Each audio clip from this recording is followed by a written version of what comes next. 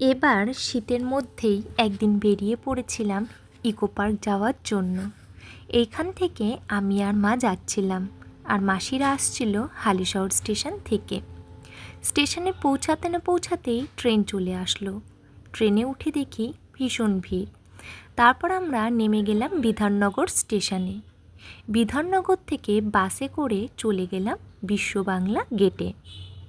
বিশ্ববাংলা গেটের ওখান থেকে অটো করে পৌঁছে গিয়েছিলাম ইকো পার্ক।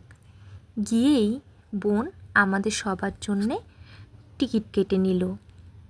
টিকিট কেটে নেওয়ার পর আমরা একজন একজন করে টিকিট দেখিয়ে গেট পাস করলাম। তারপর আমরা সবাই মিলে ঢুকে পড়লাম পার্কের ভিতরে। পার্কের ভিতরে ঢুকে দেখলাম সব সুন্দর সুন্দর ফুল গাছগুলো লাগিয়ে রেখে দিয়েছে। এমনিতেই শীতকাল, তার জন্য চারদিকে আরও ফুল গাছের ছড়াছড়ি ছিল।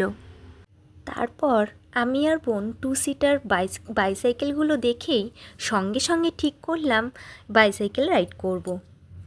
তারপর বোন টিকিট কাউন্টারে গিয়ে আমাদের দুজনের 2টো টিকিট কেটে নিল।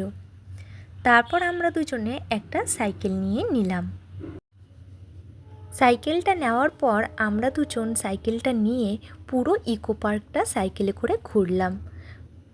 প্রথমে বোন সাইকেলটা চালাচ্ছিল, তারপর আর্ধেক রাস্তা যাওয়ার পর আমি চালাচ্ছিলাম। দুজনে খুবই মজা করছিলাম আর খুব হাসাহাসি করছিলাম। সকাল সকাল যাওয়ার জন্য রাস্তাটা বেশ ফাঁকা ছিল, তাই চালাতেও খুব সুবিধা হচ্ছিল। রাস্তাটা ফাঁকা থাকার জন্য আমরা টাইমের আগে সাইকেলটা জমা দিতে পেরেছিলাম। এরপর আমরা ঢুকে গেলাম গোলাপ বাগানে। বেশ অনেকটা বড় গোলাপ বাগান ছিল। এক একটা সাইডে এক একটা কালারের গোলাপ ছিল। একটা সাইডে লাল ছিল, একটা সাইডে সাদা ছিল, একটা সাইডে বাই কালার ছিল, একটা সাইডে অরেঞ্জ কালার ছিল। এরকমভাবে অনেকটা বড় বাগান ছিল।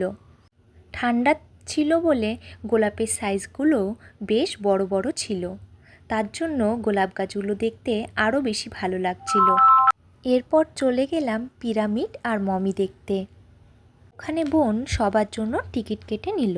তারপর আমরা সবাই ঢুকলাম। প্রথমে আমরা সবাই পিরামিডগুলো দেখে নিলাম আর কিছু ফটো তুলে নিলাম। তারপর আমি আর বোন চলে গেছিলাম একটা মমি দেখতে। মমি দেখতে যাওয়ার সিঁড়িটার মধ্যে খুব ভিড় ছিল। ভিড়ের মধ্যেই আমরা আস্তে আস্তে উঠে গেলাম মমিটার দিকে। মমিটাকে কাছ থেকে দেখে খুব খারাপ লাগছিল, কারণ কিছু লোক মজা করার জন্য কাচটাকে ভেঙে দিয়েছিল এবং কাচটার মধ্যে কিছু কিছু কাগজের টুকরো ঢোকানো ছিল, তার জন্য দেখে খুবই খারাপ লাগছিল।